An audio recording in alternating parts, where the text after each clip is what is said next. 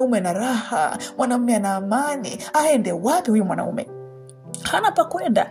Kwa hiyo chochote ambacho kitatokea kwenye ndoa kikaharibu, kosa ni la mwanamke, sio la mwanaume. Maana wewe umeitwa hapo kujenga, si kubomoa.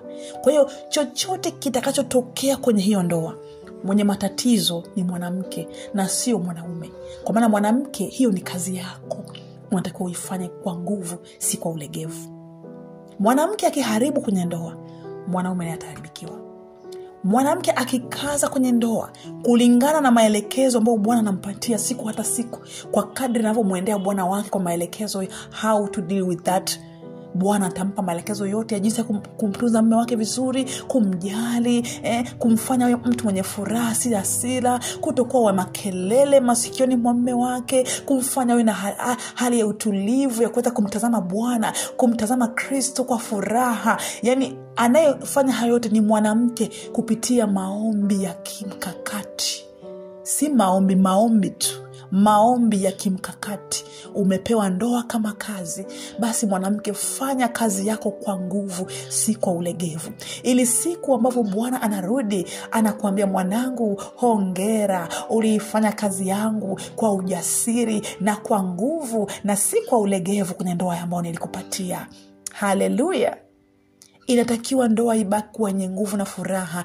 Ule moto au ile kiu ya kutaka kuolewa inatakiwa isikate mara baada ya kuzaa. Isikate, ule moto usikate. Najua wewe ni mwanadamu, yamkini kuna wakati unahisi kuchoka, lakini kama umeamua kumshikilia huyu Kristo, ukaamua kushikilia huyu utumishi kwenye ndoa yako mwanamke, hakuna kitakachoyumba, hakuna kitakachokufa, hakuna kitakacholegea kwenye ndoa yako, bali kila siku ndoa yako itapamba moto, itakuwa ni njema, itakuwa nzuri, itakuwa ikipaliliwa na Roho Mtakatifu. Kwa maana moto wa Roho Mtakatifu unapokuwa juu na ndoa yako, ndivyo itakuwa kiwaka moto mzuri wa Roho Mtakatifu, ikipalilia, ikiondoa shida zote, ikitoa magugu yote ya adui, na utamtukuza Bwana, kwa maana umekuwa ni mwanamke muombaji.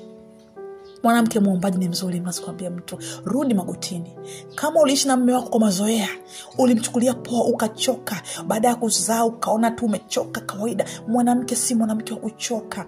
Ni mwanamke mwenye upendo, ni mwanamke mwenye roho ya unyenyekevu. Maana mwenye roho ya kiburi, hiyo kiburi kitamshusha tu, bali mwanamke mwenye roho ya unyenyekevu, huyo atasifiwa, ataheshimika. Lakini ukiwa na kiburi mabavu, unachukulia usawa, unaweza kaa kwenye nafasi yako mwanamke, kaa kwenye zamu yako, kaa katika upole wako, kaa katika unyenyekevu wako, mtumikie muumba wako katika ndoa yako. Maana huo ni utumishi ambao Bwana amekupatia. Hiyo ni kazi yako, mtoto wa kike. Haitakiwi kuharibika hata kidogo. Hautakiwi kuruhusu watu wengine waje wa kuharibu. Maneno ya watu hayataki kuingia hiyo ndoa. Ni wewe na Bwana Mungu wako, ni wewe na Roho Mtakatifu anayekuongoza, si mtu mwingine. Hakuna anayemjua mume wako kama Mungu wa mbinguni. Hayupo anayejua hiyo ndoa vizuri kwa kina. Hakuna anayejisikia kama unavyojisikia, kama Roho Mtakatifu anavyojisikia. Kama gotini, omba kimkakati, rudi, rejesha vyote ambavyo yamkini ulikuwa chanzo cha kupoteza tumaini likaondoka kwa mume wako. Anapambana kwa namna yake, ila msaidizi wake na msaliti, bali anabaki kwenda kwa Mungu wake kumwambia, ni huyu mwanamke ulionipa. Kama jinsi ambavyo Adamu alimwambia Bwana, ni huyu mwanamke ulionipa.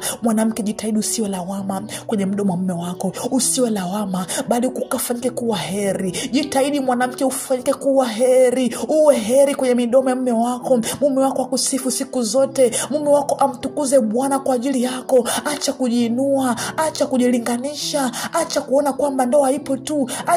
Hakuna muda wa kujenga zaidi ya huu. Wapo watu ambao wanampenda mume wako, watu ambao wapo wanamtamani, wanapanga njama wamtoe. Sasa wewe umekaa unachukua mazoea. Changamka mwanamke, changamka. Kwako hakuna naoshindikana. Changamka, mbebe mume wako, ni mzigo wako. Beba watoto wako, ni mzigo wako. Pambana ili Bwana apambane familia yako. Usikae kinyonge, usikae kimegevu, usikae ovyo ovyo, usikae kimazoea. Usikae kuacha, usichoke. Shikilia ulichopewa na Bwana. Bwana Yesu asifiwe. Wanawake, tulia kwenye ndoa yako. Roho Mtakatifu ana nguvu kubwa sana kukuwezesha yote ambayo ulikuwa huyawezi. Kama hujaolewa, usiolewe kwa pressure ya watu. Usiolewe